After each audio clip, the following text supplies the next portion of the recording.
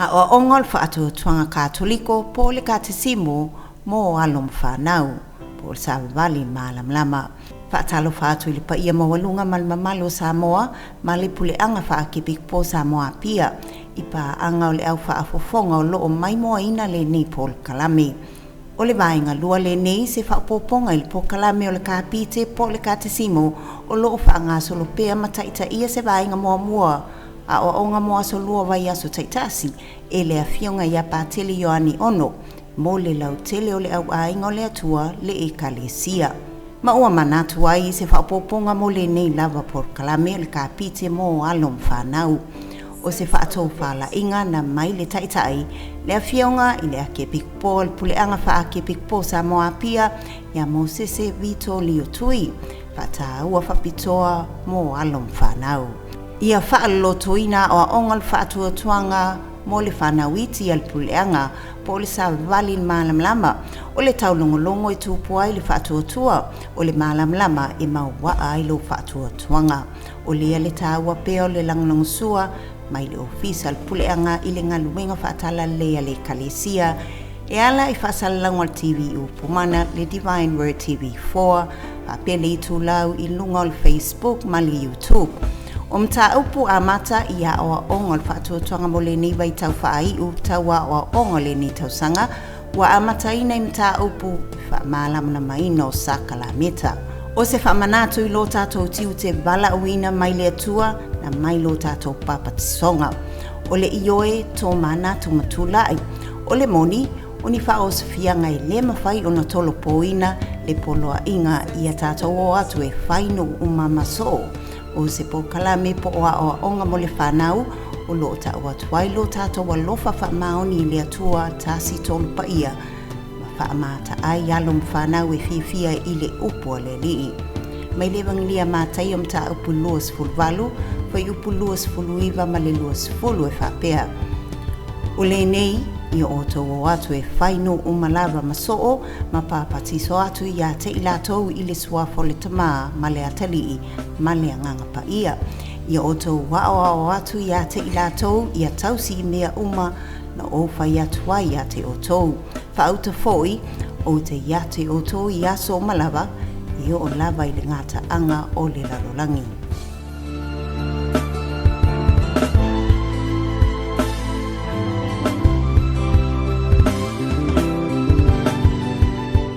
Good morning, year 7. Good morning, Jesus. Talofa tamaiti. Talofa Ia fatalofa foi. I nei taiao mai bo mai o Samoa, me se tatu puleanga, na yo tatu tama, matina martua o tapu ai mai tu tatu ainga. Ia mai se tapu ainga malu le fionga tama puleanga, ma la wosta ulanga.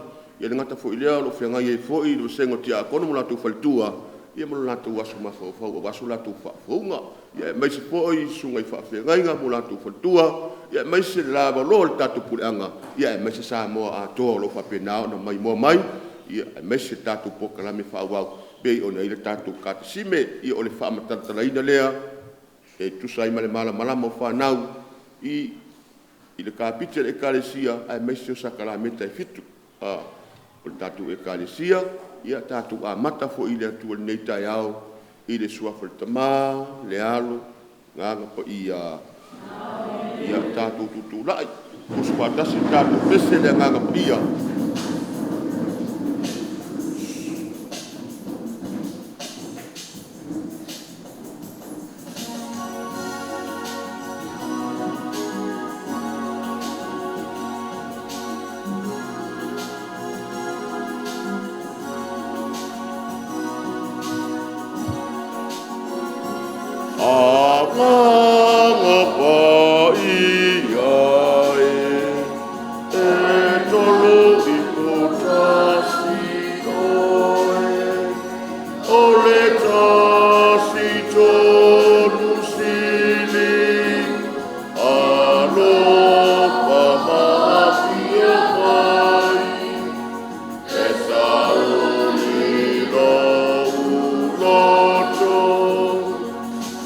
Yeah.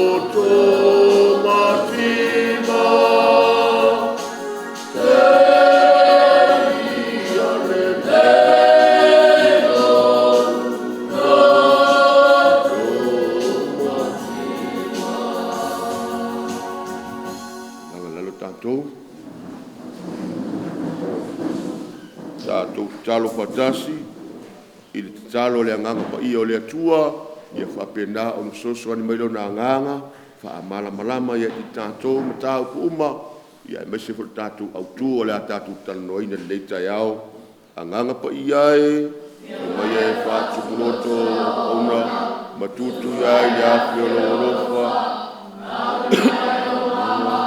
na tūina nato wha apo ina mea le atua le au le loto ona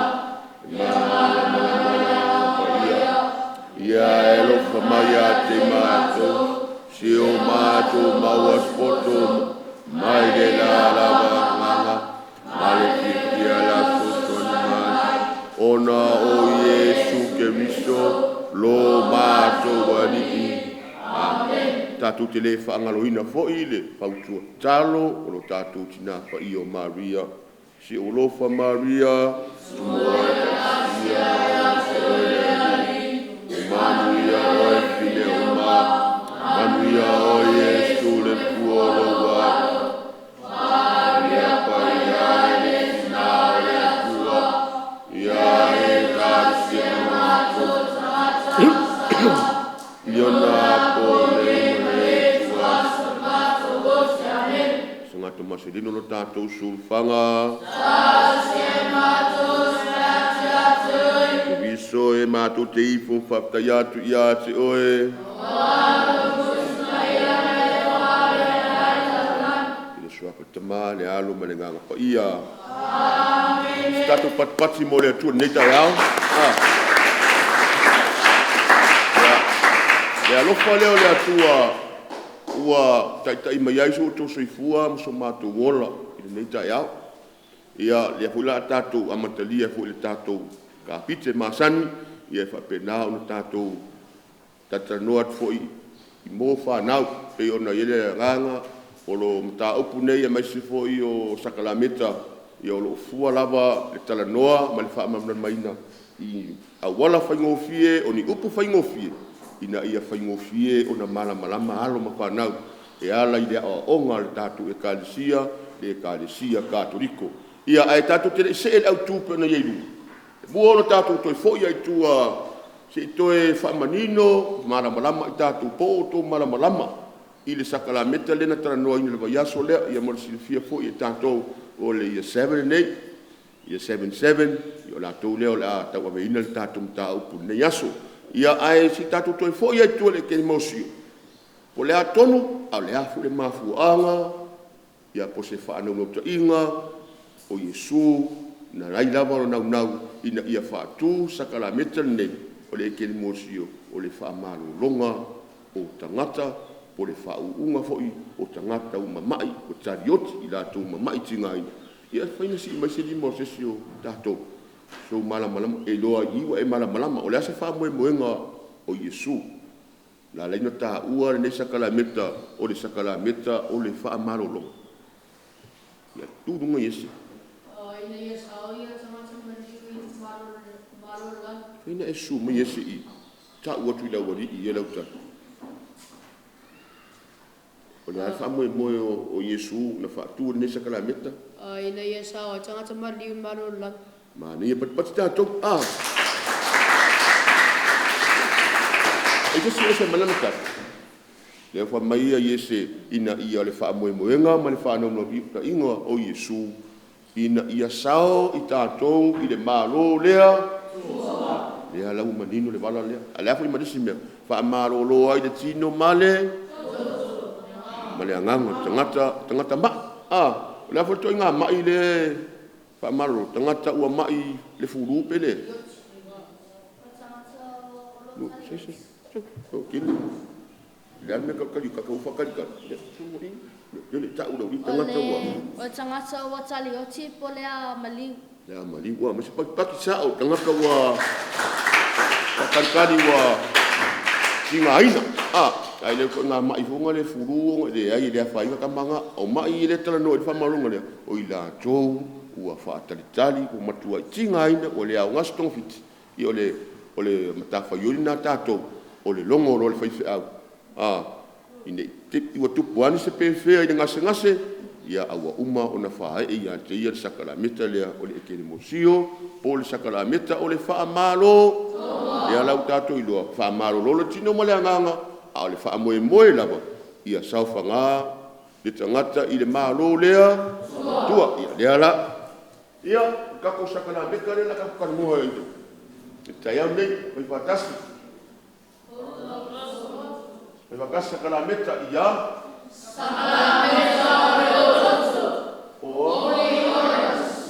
longa fia i sakala meka mai sakala meka i ka ko longa fia lona ono i sakala meka lo vinga ko fia sakala meka le ko ona toro le sakala meta sakala meta la le ko kana mo ngi ole aku ole o loto ia ole sakala meta la dia ese se la semana me lembra sakala meta le o kele ya lo mala ile sakala meta le o fa una le o staulanga okay ole fa unga o sitau o vinga na o ila tou tu finga o staulanga la tou te talia sakala meta lea ole o loto ia faso solo ka ko bunga faso ka ko bunga bole ia e vakasi le lewa ma ko da ku mai ka mai no ia fa uma o salama sala meta o nama faso ai la sila le salama ma ka ko uma le wa mangingo ka ko ole fa uma o sitau langa uma o sitau langa ia le mai se fa upunga sakala meta o le sakala meta o au nanga ia ka kala ngoro i upule au auna isi se mala mala le upu au le upu au tu dunga malu sai ole au o se tangata wa saunia e a veana na lotso ile aluenga le atsua ma nei o iso le ba ngai iso le ese si ba ngai sa o le kalia kamolo iso o se tangata ua ta pena lo e alu e ofolo no tangata mo le nga aluenga lea ese si isi la wori iku ia vai la ko pisa ngi na makanga ese au ele fasa mo avonga le mangi mo ka ko va mai le ala ile pule ole tautua longo vinga auna tautua longo vinga e fia foi ko inga kau kuale la foi ko kau kuale ka ku kurunga leo kele tautua matavela la skau kuwa tautua toto tautua vai ai kamana ko pau ide le kama ko mumunga kama le ko kuaya lea pe mo ka ko sai ili mo ka ko ile upulea au auna le fa mai sakala me ka le ole sakala meta ole au auna ia le la ko kilo fa ba ka sumai ia lea la wo fa o le staulang o maka fa yo ila le fa mai se le au nanga le staulang mai makasi ia o sia le ka kilo mo ka ko mun mawinga ya so uma lo fa awa ile au nanga le alu staulanga e ala ile o sia o le taulanga fa ia ole lea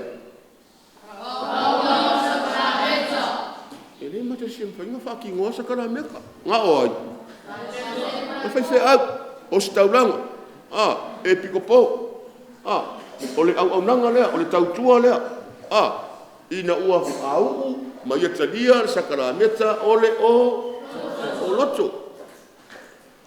Lokot. Mangima whakama ia.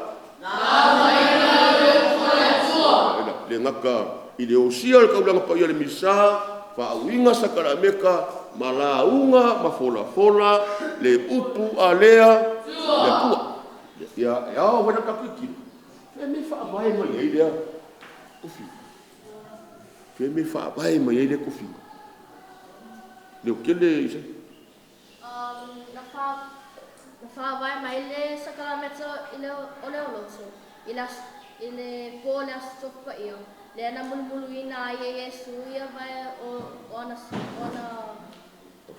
au so. Mana ia pati tato ma te amoro isa. Lo dia isa ia le fa lo ta kele. Ya, whaavai mai fole.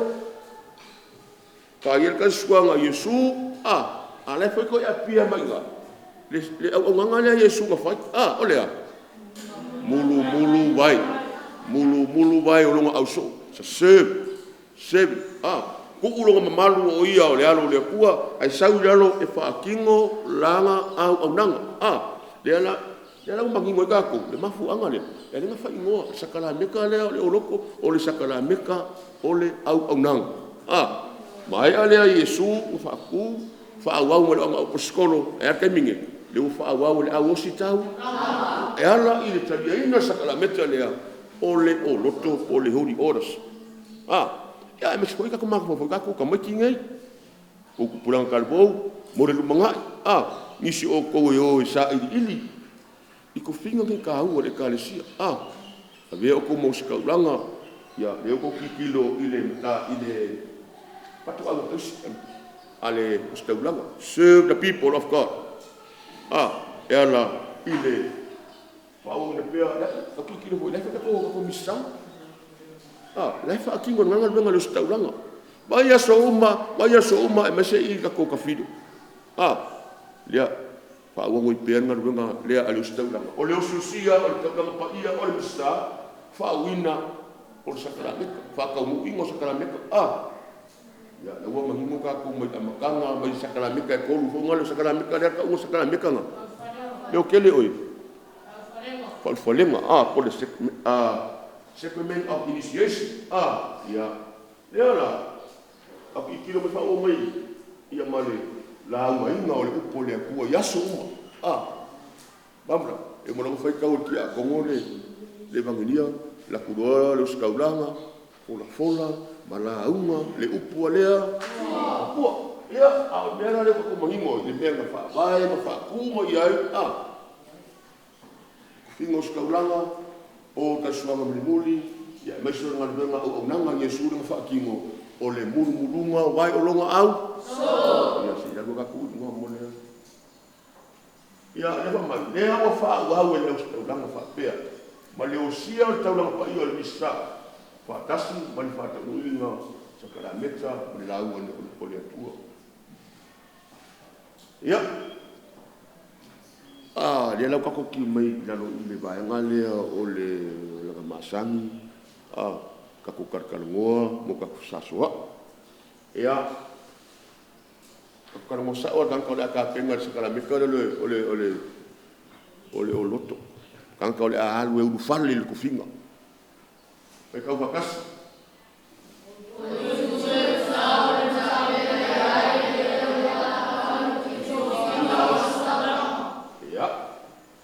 Lele ia esa ora ina e ona matua ona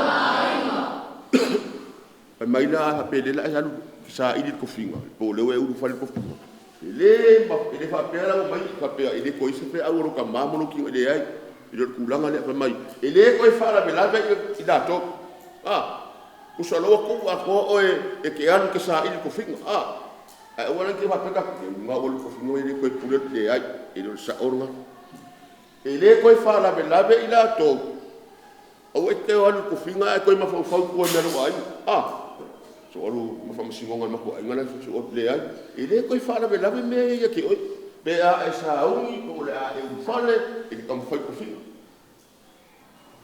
mai ia lea. Ai tau ave a soa o mata au. Si. Tua toa lo commitment. Ile kora le kuba kora yo. Le la ya ngai mo ka ko pe a mo ko pua ai lunga ai se kaimi o la ai fer kom fai ko fingo le kalesia ka to liko le kanga ko. O ku ya ile ka tau le tau na anu na statu ma ona ai sa un ke ko fingo o ngi e alu kala vonga le pe malu ka mamlo kinga sa ngi o yese ke ke pakele. It's not right. Dia fa mai ide ka. Awangi alu o ko finga mo so. Le wa lo ka mana le ka mikio ai ngane. Wa fu le. Ile ai. A fa mai. Ia e alu onga o lo fa longo ile musunga ale anganga pa ia. Ia e alu I lo loko. Awangi e alu o se fa ko nga skanga. O sa lo fosi oi. Ai lo loko. Ale ko finga le.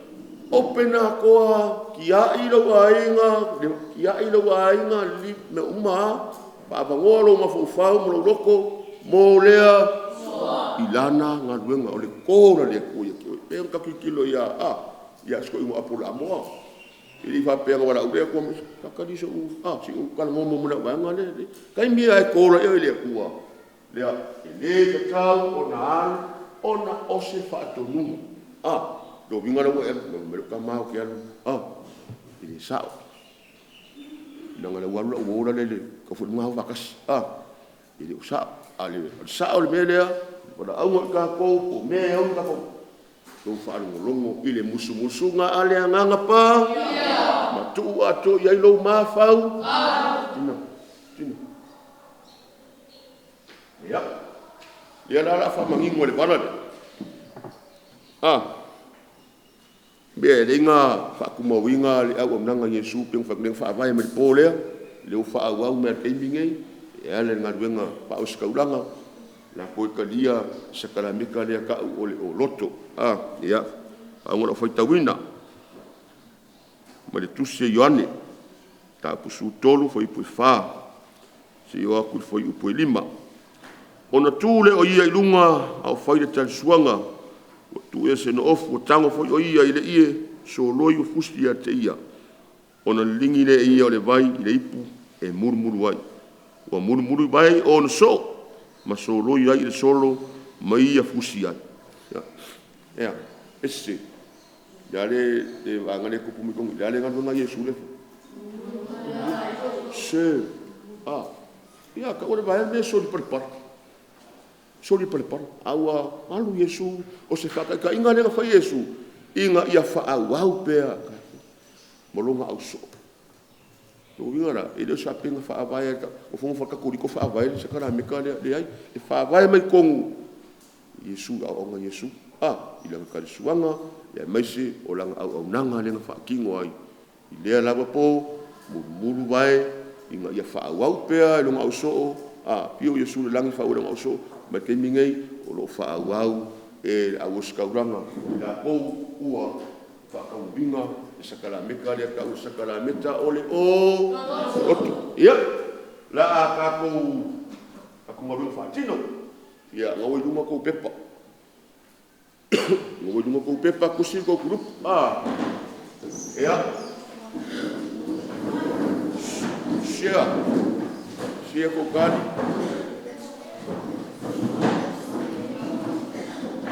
ofisini ngai oro fokus mai kako sakala meka de ka moinga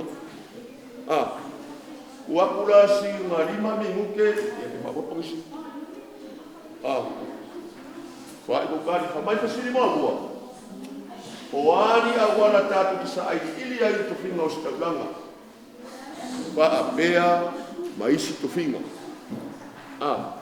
le ala ka fokus i alale ole ko finga ostaulanga po isi ko finga e o ko finga fa filela fa monike te mai tai sa o stauranga. Oa ia wala.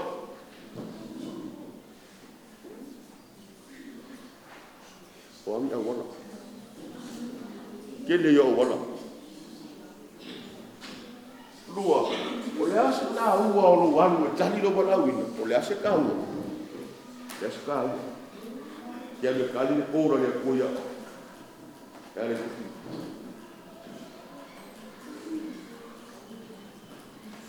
O aina patu ina sakala meta o roto. O le tofinga o staulanga. Lenga ka ua ka mkalanga mua mua. Ngai ke lo iskapo no tsunanga ba ka mua pia ke o. O aina te whātau no ina le whaina tofinga o staulanga. Ia ngai ke o kurkat. Sino i muni. O i sili o mo. O ani mea i le te tau o na whala lave e te ngata o lo tama whaina tofinga. O ani mea i le te tau o na whaala me lave i le te ngata o lo tamu pai to whina. Patino ro. O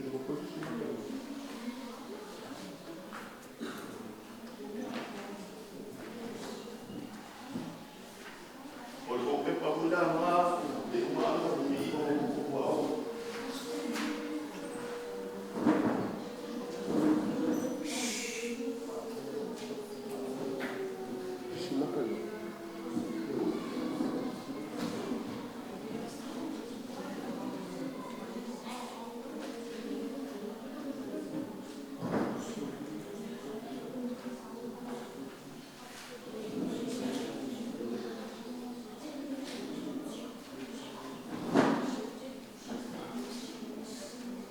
ya aki mon marwenga pe ia mo fai aku lo ka ku karkarnoa ingi awala fai ngofie masingangana fai ngofie e ka ufa mangimo pula ya ko sakala nika le loko e langa ka ro fa kuinga ai pe ai se a fai ngoinga ai o sakala nika o nanga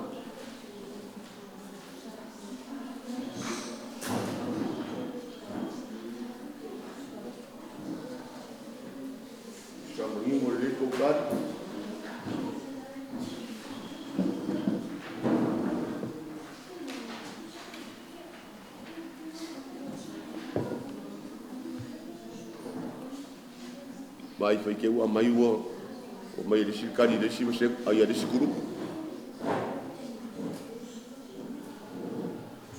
o le bangoa le ai share o lu mala malama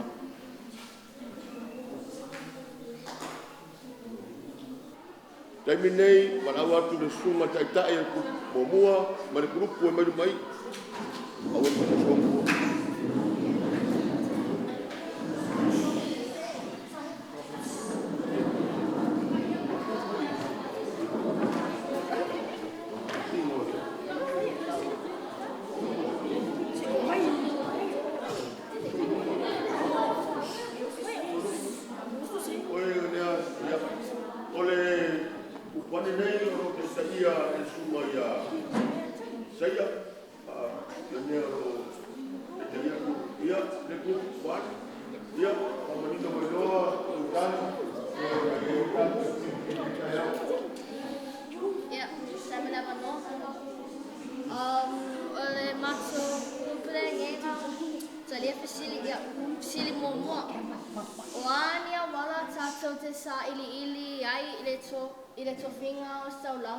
Fape foi mani isi tofinga ile ekalesia.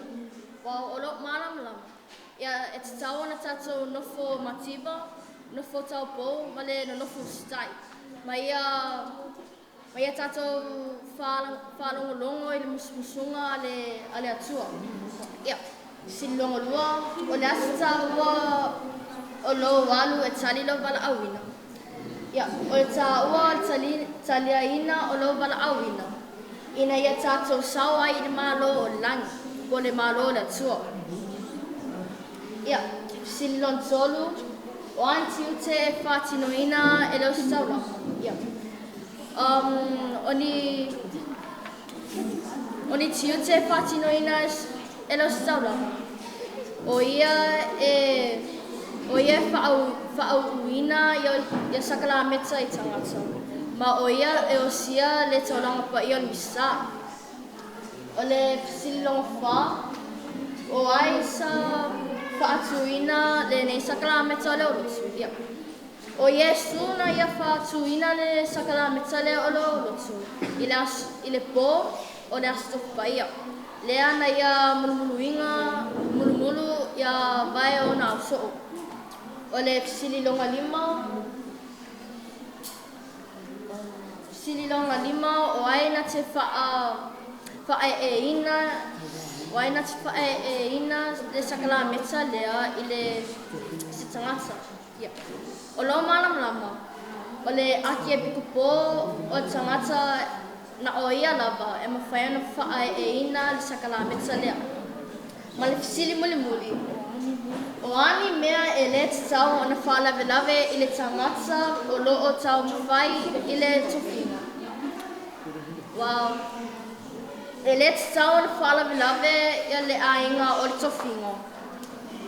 Awa e tau o na ave atuala na lota malana mawhawhau I ana tofinga pono na wala awina. Sai mana pono? Ya, mas pat di grupo mo koa.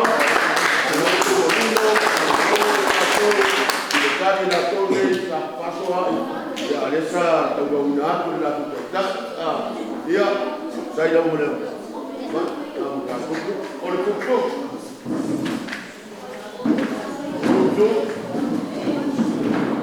Ale o lo tu o lo free.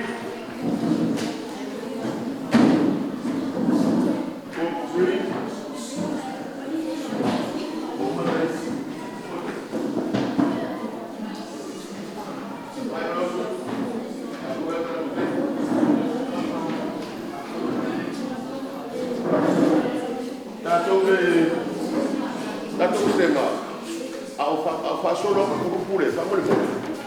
E lì conviene di saltato, fare un uomo tutto attacco, hai segnato la guardia pure. O una sei. Ya, tu ya tosta, o ya profilo. Doctor, ya vas pas doctor.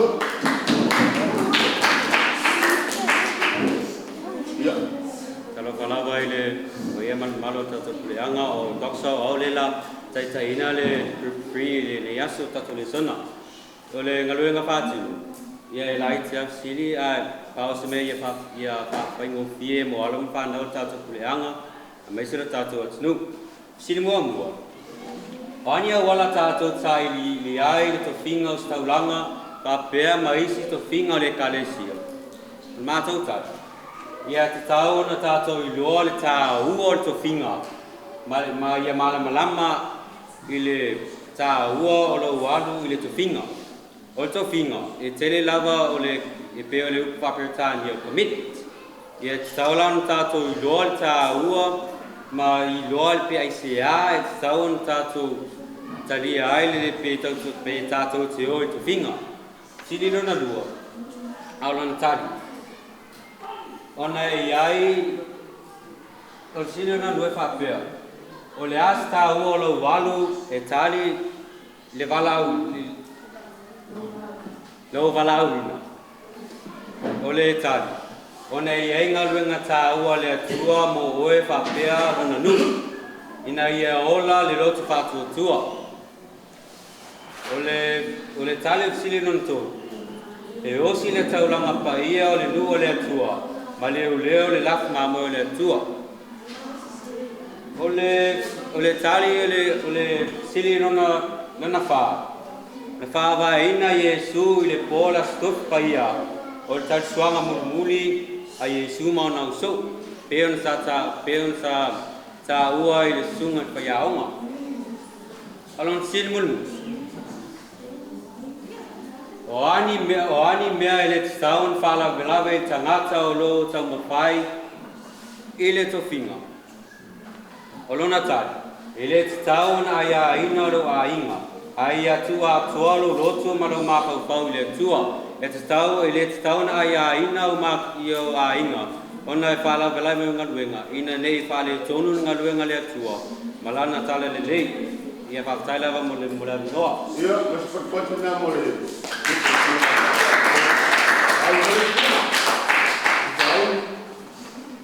Ia, kukuri. Apa kukua. Whakatai, tatu tai ni mori. Tau sunga tai tai. Ia, pai doa tau tani, ia me tau anu matino, ia me ni tai hau. Ya, tā wharata, kaya unama tūra senga, ole mato galwela whatino le Kili. Ila munga me kamo le rui. mako tali mawhisi hua mua. Wani au wala tātou te sai tiri ai te tō whinga o tō whia stauranga whapea mai ki tō whinga o re kalesi.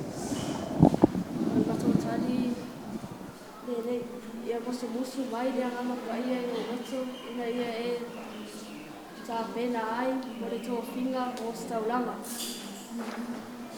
O whisilonga rua.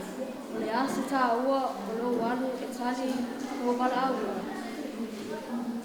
Ina ia e o mato tali. Ina ia whau ina ai. O tala ina o le tala lei o le atua. Silonga tolu o ani tiute e whaatino e leo staulanga. O tali, o mato tali o mato turupu o le lau ngaina le upu o le atua.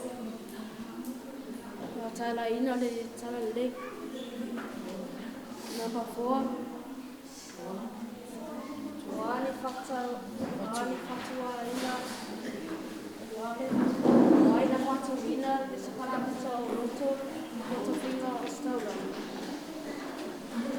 Tata whatu o le na whatu ina le saparamita o le o roto. O le superiso. Silonga lima. O aina te whatu. Whatau ina le whatu. Pae ina o to whinga o stauranga. Kili. O tangata e whatau ina le sakaramita o le ono so, o le ake e pika pō. O whisin mulmuli. O ani mea e le tatau o na whala venawe i tangata o tangata.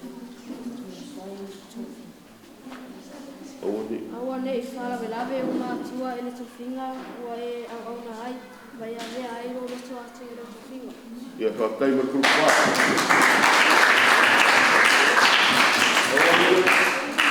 Koe kua koe te puka mene moe. Amor moe. A puka aru na ngira koe. O kiki a maneke me koho ka po kogeu. Me pui sen ko kare moe. Ine na koka koe tale ota. Mare o kere ka po kore o koe. Akai me ka koe. Leo koe a koe i se ake o koe. Ino na koka me kamara i kua ko karare sa ko karare. Kamuspus. So luma. Eu quero, mas eu quero ir para o ar, eu vou mais o camarada que boca. Talo foi aonga, talo foi to tamaiti, ya mato kukule nei, yo fesiri muamu. O ani a wala tatou te sairi ili ai, ili to fia o stauranga, whapea, maisi to whinga, o le kalesia, ia matou tale fisin muamua, ia tua atoa ai, tatou loto mo tatou tino i le atua. Ia le fisin longa lua, o le a se tāua o lo walu i le tali lo walau, o le tali o le fisin longa lua, ina ia tatou whaatasi ai, ina ia tatou ua whaatasi ai i le malamalama, ma le malo o le atua, o le fisin longa tolu. O ai na te, o ani ki te whātino e le estaulang, o le tale fisilon tō. O le whauina o le sakala meta o le atua, ma la unga i le upu o le atua. O le fisilon na wha, o ai na whātuina, le sakala meta o le oloto, le tō whinga, o le estaulang. Tale o mea wha, o Iesu, na whātuina sakala meta i le pō o le astof paia.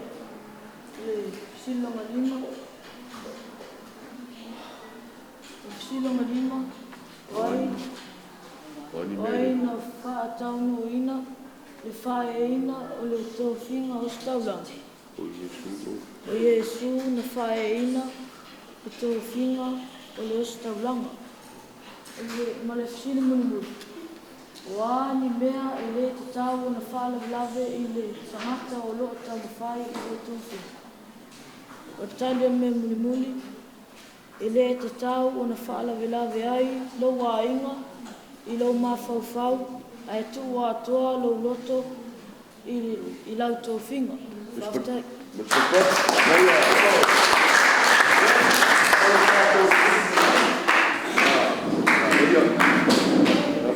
O le mea ka ua mamaniko ia whailoa mai o malama i le whakarameka.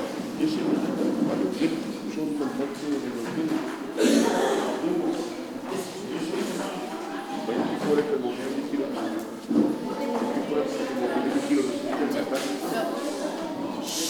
Isa. Taraf tameti a mese puli anga na sa bo ato ia oro bo yese yo apsaita ale kurupu lima ia au ela ia pentito ela tam fai ta o tfesit ia au ela tam fai ta ia fisit ia fisiri mo o ani au wala ta sa iri aire tofia o stauranga apea mai stofingo. Or tare le fesidi ta to te talo no fa mo ida tua ina ia bave no o mai tadi a warta tu ina o le marvenga le tua fesilo na duo o le asta ua o lo walu etadia lo wala aulino ina ia mawata ina ia tato ina ia tato au na le ainga le tua ia mala ungane upora tu fisilon tot wani tiu te fatino ele staudang o tiu te fatino ele staudang o le osia le on misa mo fa wina ia sakala mita I tangata wa le amata I tangata whainga le pe o sipepe po I tangata le amadiu fisilon lima fa o aina fatu ina sakala mita o loto o to vingo staudang o tare ne fesidi o le na fatu ina sakala mita o loto o le o Yesu Keriso fisilon lima la stof paio tima a o aina te faata no ina fa ina o to vingo staudang o le faata no ina le sakala mita o le loto o le epica po fisilon no Wani mea le tau na whaara grabe tangata o tamu whai le to whingo. Ia o tari muburi lea, ia o le whisi muburi o lo e te tau o na le te tau o na whaala lawe mātua ma le ainga. I le o lo tamu whai I le to whinga. Ina ia tuku atoa ai le lona loto whātua tua. A wale au naga au na ina o le marweka le tua. Ia, o matu maram lavanga ile nei nga vega fatino ia. Na fa lava ftai. Ia mas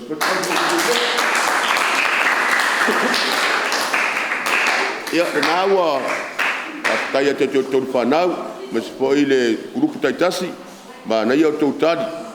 Ma na ia to tadi pa wana me le fa ilo to Fanau.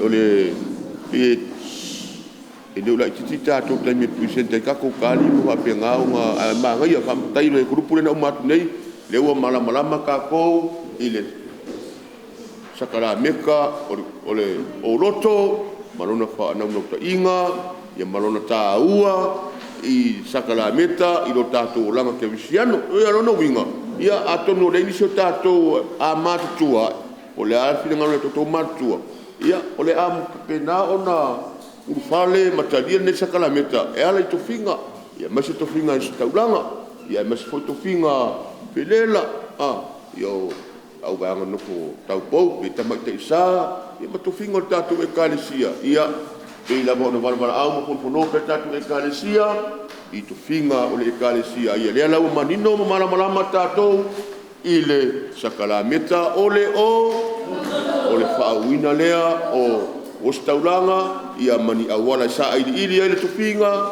ia poni mea foi e le tau ona fala belave ia te tatou a tatou ufale mo tatou sa uniuni e tali no tatou walauina ia pe ona walau tatou ia tua ia aso tatou ia le ala ko kana mo mai ka ko ile e minga ka kua Yesus kala meka lea ka kua ai pinga ostaulanga po lea le amele le kele vai vakasi ia sapa ole ta suanga muli a Yesu le si ka ko lea ia le ala ni nakale mai nakasi mai ia Jesus le lai mafua mai ai mai o le kofinga sakala meka le loko sakala meka o le auna la ngana Yesu le auna o mai le la uma Yesu ku aku lo apostolo le e faau mai pe ko pa ki moinga e o skaulanga ile la ko kalia sakala meka o le ia mai stato patpati le nei tai au ia le nā whapunga mai ar tātou pureanga ia mese foi nei tātou tina ta mā tutua ta puai mai tonu ainga ia le ngata ilea ia ta mā tātou pureanga ia mala ustaulanga ia whainga ruenga ngā rue lea tua le au noa whamoto ta matai sama whirela ia mese sa moa atoa lava lo whapena ona ia fia pe whaarongolongo ia mawha sanga maua i foi nisi mara mlamaango i tātou ia pe ona whaonga e alo mawhanau i se awala whaingofie se ngangana whaingofie ina ia whaingofie ai ona whaapupula ma mara malama i tātou i le nei sakalameta pe ona iai ua atoa i le ono sakalameta i ia tātou sakalameta le karesia i ia papatisonga i ia papatisonga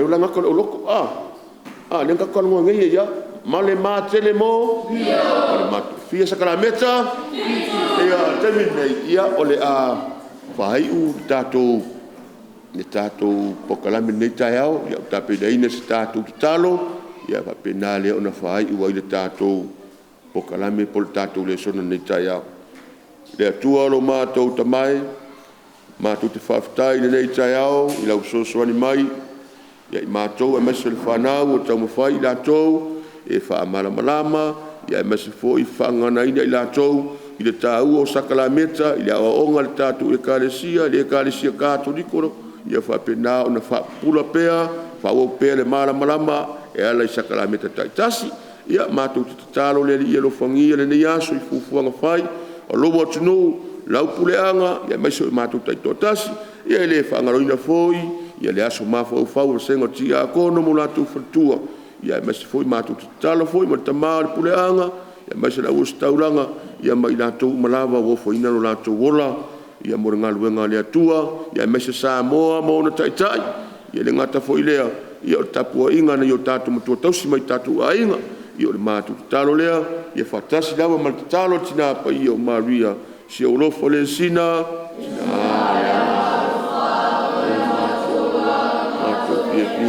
matou famoi mo se o lo aranga tia te o e matou nei Fanau ta seva o matou ta ngisi malawe nei no le pano no le nei no matou fa suai e fa no mai a te matou yo fongalu matou ni ta songa e fa mai e sur fumo mioro wa o e Maria ta po e nei malanga ro malanga manu Maria le tinao le karesia Sangatu Yosefoe Sangatu Marcelino no tatou sulfanga God is good all the time. Jesus power. Jesus i le soa patama le alo ma le nganga pa ia